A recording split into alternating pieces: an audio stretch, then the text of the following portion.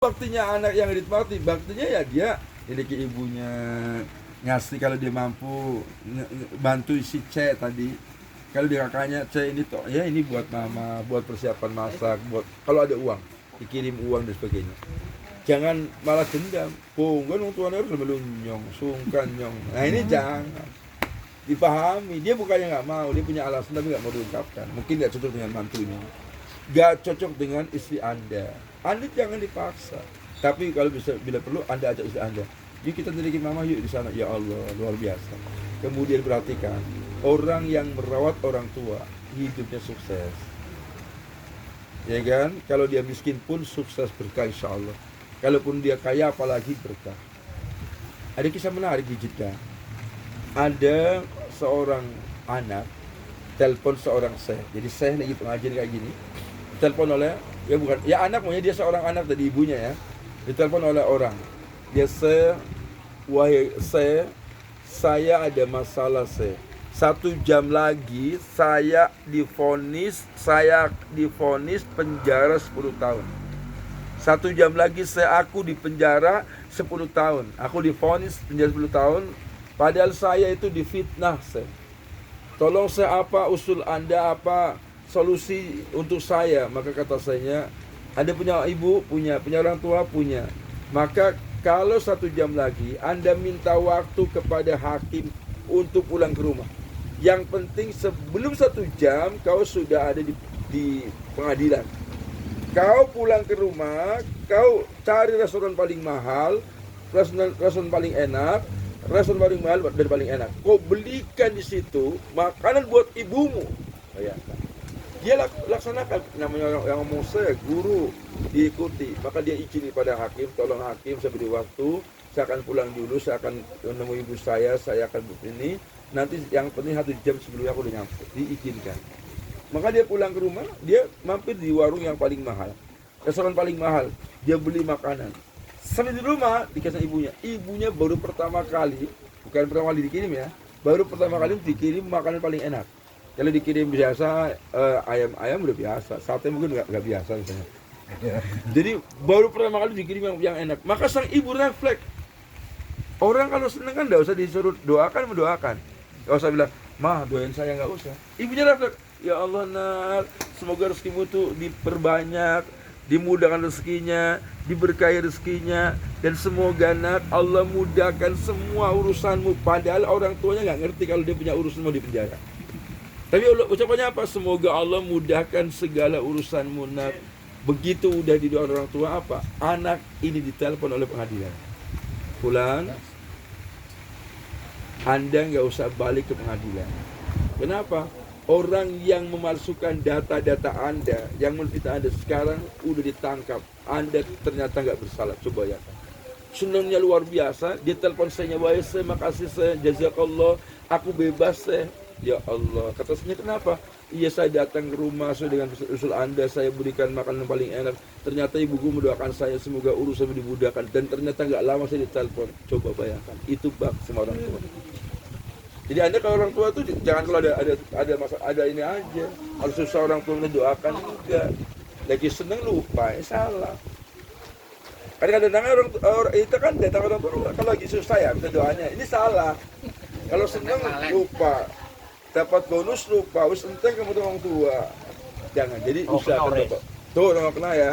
Nah, jadi insya Allah kita bakal sukses insya Allah. Tapi satu catatan, jangan pernah sia-siakan orang tua. Ingat, istri itu milik siapa? Istri itu milik suami. Tapi suami bukan milik istri.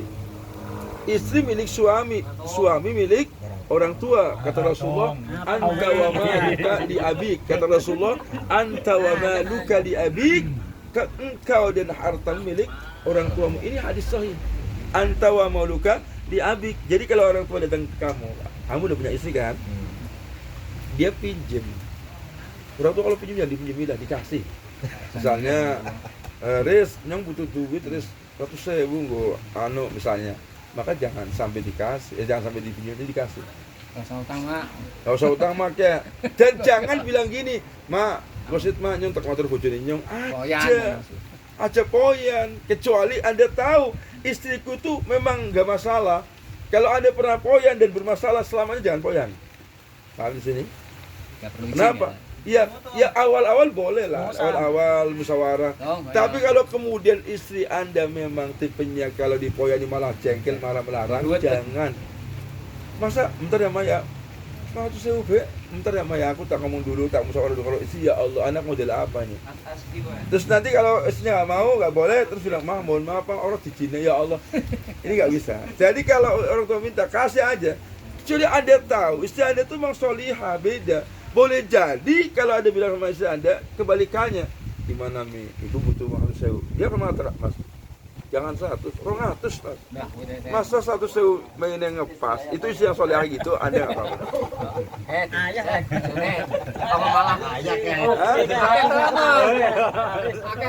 Tapi anggar ada misalnya bolak-balik orang bocor, selalu dihalang-halangi, malah bilang Mas aja 100 sudah dikurangi. Jangan pernah diajak musyawarah untuk infak. Dosa nggak dosa. Tapi kalau istri beda, istri milih suami. Kalau ada orang tua istri datang suatu minta uang dan sebagainya ayahnya, harus sama suami kecuali dia punya usaha sendiri. Paham nggak? Uang istri pribadi. Kalau istri itu pakai uangnya antum, maka poyan. Mas, mama butuh duit, kasih 100.000. Suami yang baik akan mengatakan kasih aja. Pak Rohatus pada baik. Sebenarnya ya Pak Bula, kalau istri Anda baik, Anda akan baik. Ingat ya. Sebenarnya kalau istri Anda baik, Anda akan baik. Kalau istri Anda sama orang tua Anda baik, pasti Anda juga akan baik sama orang tuanya, ya enggak? Karena orang cenderung sama. Misalnya gini, ada cerita yang menarik. Misalnya Mas Aris bilang sama istrinya, Mama butuh uang 1,5 juta gimana? Kata istrinya, Mas kasih 1 juta. Senang nggak? 1 juta kan? Pada saat yang sama kata istrinya, Mas Aris, Mama aku butuh duit 300. Iya. Dia kan bilang kasih 600. Kenapa? Karena itulah yang saya katakan. Hal kayak gitu akan bersama. Tapi kalau si pelit, suami juga akan pelit. Otomatis itu. Walaupun suami yang baik nggak pernah pengaruh dengan istri. Suami yang baik, walaupun istrinya pelit sama mertuanya, berarti sama bapaknya Anda, ibunya Anda tidak akan pengaruh. Tetap Anda akan baik sama mertua dia. Sehingga istri Anda akan merasakan, ya Allah suamiku luar biasa ya. Nyongkup dia larang-larang nemen tapi kalau ibu apa, maka dia akan baik. Jadi ingat, energi positif itu akan membawa orang baik. Makanya ada istri Anda saat ini kurang baik, Anda balas dengan kebaikan. Ingat, keburukan dibalas kebaikan, maka keburukan akan jadi baik. Jangan sampai Anda balas buruk dengan buruk. Misalnya tahu-tahu mertuanya butuh, dulu dia pernah melarang Anda, orang tuanya, Anda bilang kasih aja. Maka dia akan mikir sendiri, iya ternyata suami saya itu baik banget ya. Tapi kalau Anda mengatakan, kok dia baik, gembira orangnya saya kira cukup ya. Ini saya ngomong agak kuat banget ya. Ternyata terus nak. Aku perasaannya suara dingin ininya.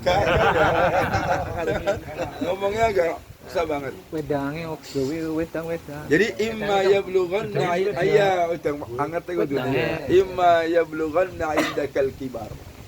Jadi ketika orang tua itu bersama dengan Anda dalam perawatan Anda, ahaduhuma baik tinggal satu, kilahuma atau dua-duanya masih hidup. Satu ingat jangan berkata ah. Yang kedua jangan bentak. Yang ketiga ucapkan kaulan karim. Ya saya terusin lagi ayatnya ya. Ayat 24. Artinya cukup 23 ya orang bawa Quran. Apalagi emang 23 tok 24 itu urung apal ternyata ya. Jadi terus serang ya. Biasanya kan langsung baca Quran sih ya. Nah ini yang ke-24.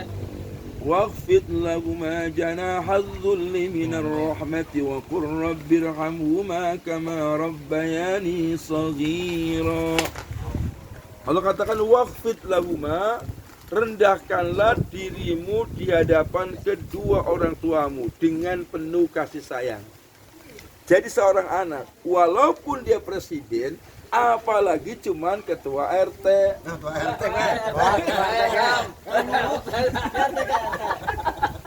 Ya, walaupun dia presiden, apalagi cuman ketua RT, di hadapan ibunya tetap harus merendahkan dirinya. Dengan minar rahmat, dengan penuh kasih sayang. Kalau wakil RT gimana? Apalagi cuma wakil RT. Ini wakil RT. Ini wakil RT. Ya. Ustad RT. Dan ditanggung dulu. RT murung ya. Korek langkah dong. Jadi, korek ham. presiden aja kalau udah depan orang tua harus merendahkan diri.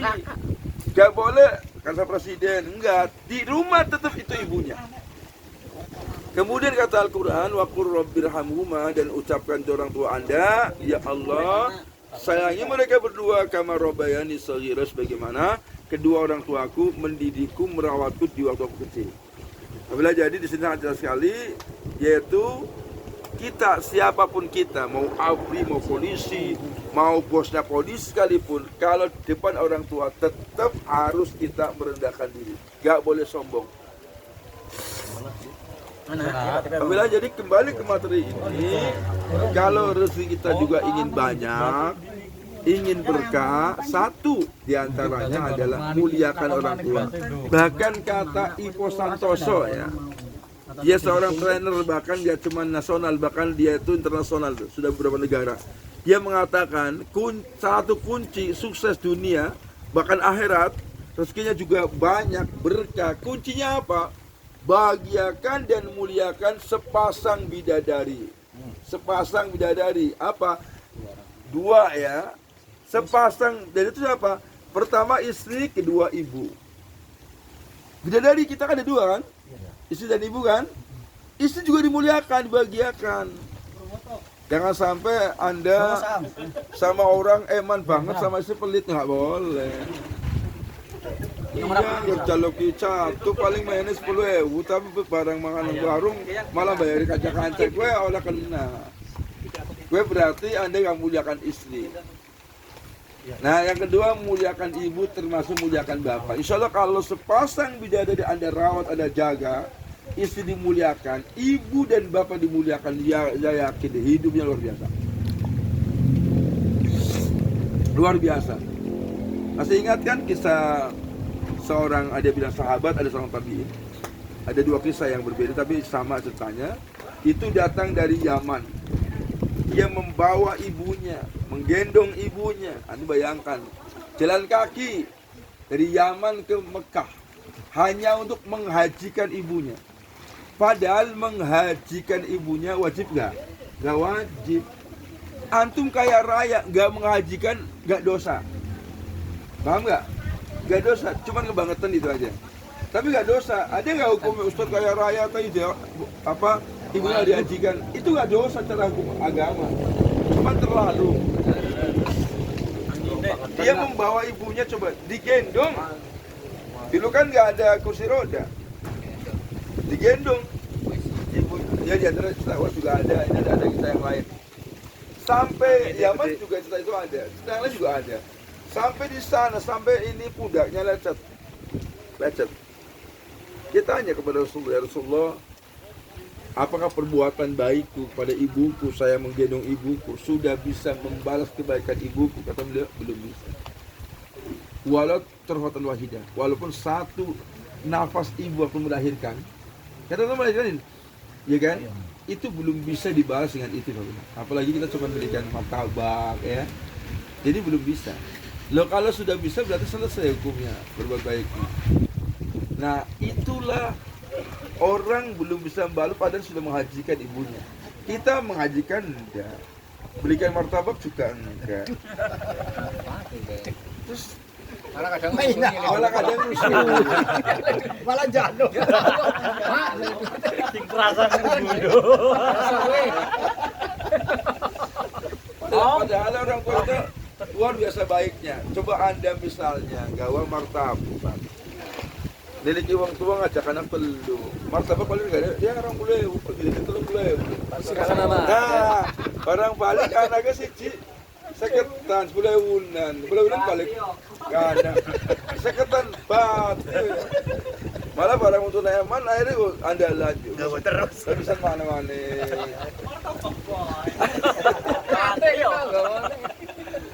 Ya, jadi luar biasa teman-teman. Tolonglah muliakan orang tua.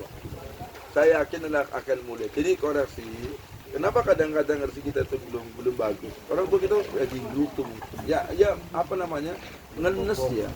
Karena apa selama anaknya kerja ke orang tua ya mecing atau apalah. Orang tua ngerti dia, tapi kadang ngenes. Gitu. Maka tolonglah perhatikan. Anda mulai dari yang kecil berikan sesuatu pada orang tua yang kecil, nanti akan jadi besar. Nanti akan merasakan bagaimana dua orang tua sangat berpengaruh banget, benar. Dan hampir orang susah itu rata-rata sama orang tuanya baik, hampir Itu semuanya. bagi yang masih orang tua yang orang tua nggak ada gimana? Orang tua nggak ada, pertama ad-du'a lahuma. Baktinya bagaimana kalau di dunia? Yang pertama ad-du'a lahuma, mendoakan kedua orang tua. Rabbi firli wali walidayya warhamhuma kama rabbayani shaghira astaghfirullahaladzim li wali walidayya. Doakan. Yang pertama ad-du'a lahuma. Yang kedua al-istighfaru lahuma, memohonkan ampunan untuk keduanya. Jadi selain doa-doa ya Allah mudah orang tua aku di alam kubur, diluaskan kuburannya, diberikan apa gitu kan, ampunan. Yang kedua memohonkan istighfar. Yang ketiga adalah ikramu shadiqihima, memuliakan teman-teman orang tua kita. Orang tua kita yang pertama dulu memuliakan sekaligus muliakan siapa? Pertama adalah berarti saudara ayah ibu. Berarti Pak Lik, Bu Lik itu harus dibaikin. Orang tua saudara udah nggak ada, punya nggak adiknya bapak? Oh ada, adiknya ibu ada, kakaknya ada. Muliakan dia katanya. Anda itu bakti sama orang tua Anda. Kemudian apa? Ikramu shadiqihima, muliakan teman-temannya. Sebenarnya Pak Fila, sebenarnya kayak gini kita pengajian, sebenarnya nggak cukup. Kenapa? Kita perlu anak-anak kita juga ngerti kita. Makanya aneh, begitu Anda di rumah, ada temennya datang, anaknya main, anaknya di ruang tamu suruh masuk. Nah anak-anak masuk udah bagus, nggak boleh, itu pendidikan salah. Anaknya satu pendidikan minder itu. Kalau siap-siap ada tamu, kamu nggak ada, nggak dibuka. Kenapa nggak dibiasakan? Tapi sekarang latihan. Begitu ada di rumah, ada Pak Agus, anaknya ada, jangan disuruh pergi. Tapi dikenalkan, nih ada Pak Agus temannya ayah, kayak gitu. Kenapa? Karena bagaimana anak antum, anak Anda akan memuliakan teman-teman, nggak kenal teman-temannya. Nah, di saat ngapunten mohon maaf lahir batin, Anda meninggal dunia duluan, saya belakangan, Allahumma. Misalnya, loh, kalau yang tinggal duluan Ustadz, nanti yang nagih siapa, yang doa siapa? Iya kan? Jadi Anda meninggal dunia duluan, Anda kan temannya saya kan? Maka anaknya udah tahu, oh teman-temannya ayah asal aja Pak Agus, Samsuri, Ustadz Teguh. Ngapunten pada saat dia mungkin panen mangga, dia akan datang saya. Ustadz, alhamdulillah ini hasil panen Pak Agus kan terus, ya Allah, nah Bapak betul membaik, ya enggak? Tapi orang anaknya enggak kenal teman-teman ayah, bagaimana akan memuliakan? Bahkan waktu temannya datang, masuk kamar, ada tamu, suruh masuk kamar. Itu pendidikan yang salah, akhirnya dia minder. Sekarang nggak boleh. Kalau ada temennya ayah datang, temen kamu datang, berarti kan temennya kamu, adanya kamu kan anaknya kamu, ada ayah kan, datang. Bila perlu disuruh salaman. Nah ini Pak Agus, ini Pak Aris, ya Allah, jadi akrab, gitu loh. Nah itu diantara salah satu cara orang tua sudah. Kemarin tanggal 22 Desember, saya datang ke makam ibu, sama makam ayah. Bawa anak-anak, nah yuk kita ke makam bapak. Nggak usah nunggu satu sawal lah, nggak apa-apa ya. Ya nggak apa-apa, itu karena penting banget. Kayaknya cukup ya, sambil nanti gimana? Ibu tiri dimuliakan. Jadi kenapa? Karena ibu tiri itu adalah istrinya bapak antum. Iya nggak? Iya. Ibu tiri kan istrinya bapak antum. Jadi tetap dimuliakan. Sama. Derajatnya sama. Jadi jangan sampai ada anak sampai ibu tiri itu kemudian kesannya ibu tiri itu jahat, enggak. Bahkan ngapunten. Ini bisa ada belum rampung. Orang bakaran mana? Ya anak sih di foto. Ini mau ngomong sih. Telat baik. Orang menit barunya apa? Bisa video ya.